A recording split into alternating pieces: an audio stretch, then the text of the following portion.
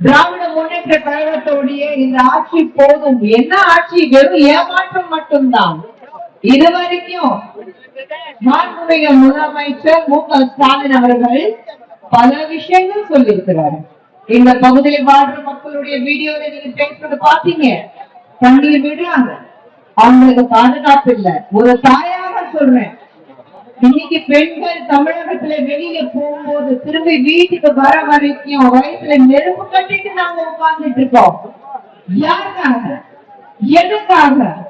மக்கள் திராவிட முன்னேற்ற கழகம் தேர்ந்தெடுத்தாங்க. அதுக்காக இந்த திமுக ஆட்சியை ஒழிக்கணும், திமுக ஆட்சி போதும். நீங்க யாருக்காக பாடுபடுறீங்க? உங்க குடும்பத்துக்காக பாடுபடுறீங்க.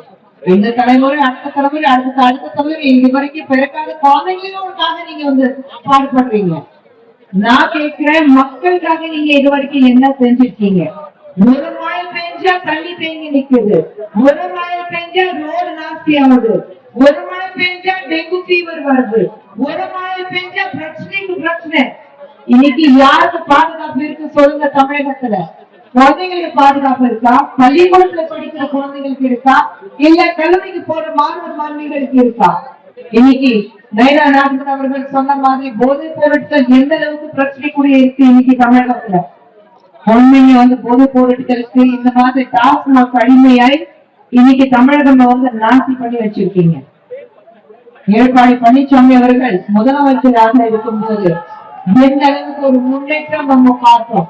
பசுபதியா இருக்கிற தமிழகம் இன்னைக்கு எங்க சுத்தி பார்த்தாலும் இந்த மீனவர்கள் இருக்கட்டும், இல்ல நம்ம விவசாயிங்க இருக்கட்டும், இல்ல சிறு தொழில் செய்யறவங்க இருக்கட்டும், நெசவாளர்கள் இருக்கட்டும், எல்லாரும் இன்னைக்கு கஷ்டத்துல இருக்காங்க. இன்னைக்கு பெண்கள் கஷ்டத்துல இருக்காங்க. நம்மளுடைய பிரதமர் நரேந்திர மோடி அவர்கள் பெண் முன்னேறணும், பெண்களுக்கு எல்லா முக்கியத்துவம் கொடுக்கணும்னு சொல்லி நீங்க இதுவரைக்கும் இந்தியாவில நம்ம பார்க்காத ஒவ்வொரு விஷயத்திலையும் பெண்கள் முன்னேறிட்டு இருக்காங்க. பிற தொழில்கள் நீங்க மற்றவங்களுடைய வேலை செய்யணும், நீங்க உங்களுடைய தொழில் ஆரம்பிங்கன்னு சொல்லிட்டு எல்லாருக்கும் வசதி வாய்ப்புகள் பண்ணி கொடுத்திருக்கிறாங்க. லோன்ல இருந்து உங்களுக்கு என்ன தேவையோ அது எல்லா வசதிகள் உங்களுக்கு நாங்க கொண்டு வந்திருக்கோம். ஆனா தமிழகத்துல மட்டும் என்ன நடக்குது? தமிழகத்துல இருக்கிற கூட்டணியை சொல்லும் போது நான் உனக்காக, நீ எனக்காக, நான் உனக்காக சம்பாதிக்கிறேன், நீ எனக்காக சம்பாதிச்சா போதும், அந்த வகையில மட்டும்தான் நான் நடக்குது. நான் கேட்கிறேன், இது வரைக்கும் மறுபடியும் அடுத்த வருடம் நாங்க ஆட்சிக்கு வந்திருக்கோம், ரொம்ப பேராசையோட தான் உட்கார்ந்துட்டு இருக்காங்க திமுக.